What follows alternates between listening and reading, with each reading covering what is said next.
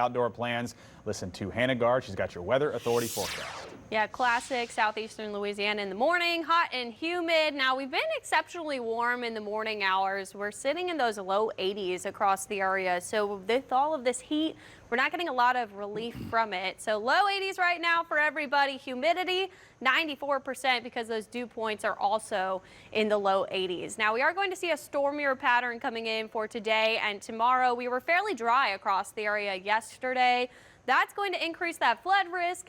We also could see some gusty winds as we go throughout the course of today. So we're seeing a little bit of cloud cover out there because we had some storms head into Alabama. On the tail end of that, we've seen some clouds.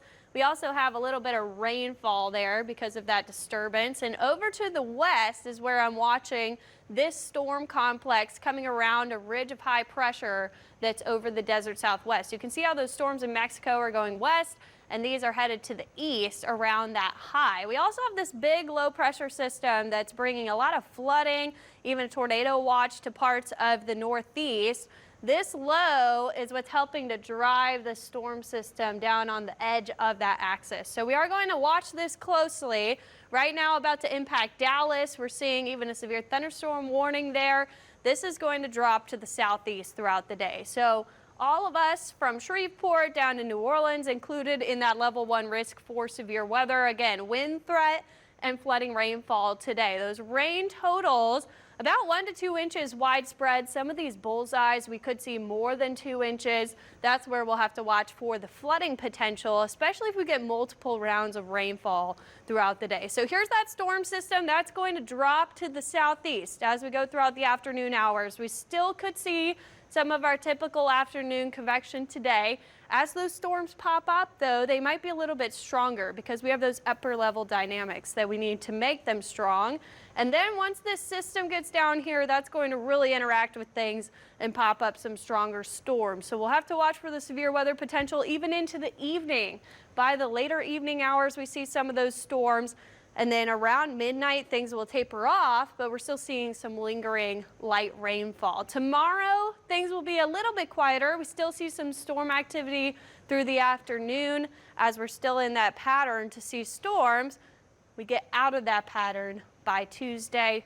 That'll be more typical summertime convection. So even before those storms today, though, we're still going to climb into the mid-90s. So still hot, but that rain chance will be high, and that will drop those temperatures down. Heat advisories across the area today, though. If you're out and about in the morning hours, it's going to feel more like 108 to 112, and we're not the only ones who are feeling the heat. We have heat advisories, excessive heat warnings across the western U.S. That's because of that ridge of high pressure we've been talking about. So yesterday, that was kind of in our area. Today, notice it's a little bit to the west, and we're in this northwest flow. So those winds in the upper levels coming from the northwest, and they're diverging, which means that the storms at the surface have enough area to lift and then become stronger. So we see that today, and then tomorrow we're still in the northwest flow, so that's why that storm chance is higher. And then this high starts to expand. That will change things by the middle of the week, especially Wednesday, Thursday, when the core of that high expands over us. And then it starts to back off to the west by Friday, which means the weekend we start to get in that storm track once again. But before that, we could see near record high temperatures, 96 Tuesday, 98 Wednesday. Thursday, we could touch that record of 98 degrees. So it's going to be very hot in the tropics. Not much happening. We do have subtropical storm Dawn, but this is well up in the northern Atlantic to the northeast of Bermuda. Right now, 40 miles per hour. It's going to take a southerly turn and weaken to a tropical depression as it gets into those cooler waters up there. And then once it gets down to the south into the warmer waters again, we could see that re-strengthen into a subtropical storm once again. The next name on the list is Emily, but right now nothing else happening out there in the tropical Atlantic. We're just looking at those storm chances today.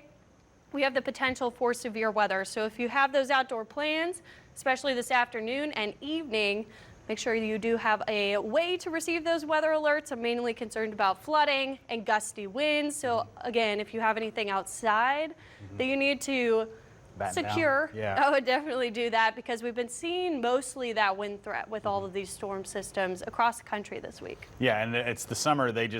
you know, even if they don't last long, they seem to come in with just, you know, with a lot of fury when they do pass through during the summer months. So it may not be one that lasts long, but as it passes through, as you said, with the wind and everything else, it could come as a bit of a shock if you're not prepared for it. Yeah, and today that threat is higher. We're talking more about an MCS, which is what we've been seeing for others across the region over the past few weeks. We've kind of been out of that storm track. Today, we're going to get right in the middle of the storm track for that MCS to come through. So that's when we can see a prolonged, stronger storm experience than what we normally see during the summertime. Stay inside with a book, watch a movie, something. Yeah, perfect day for that later on. All right. Thank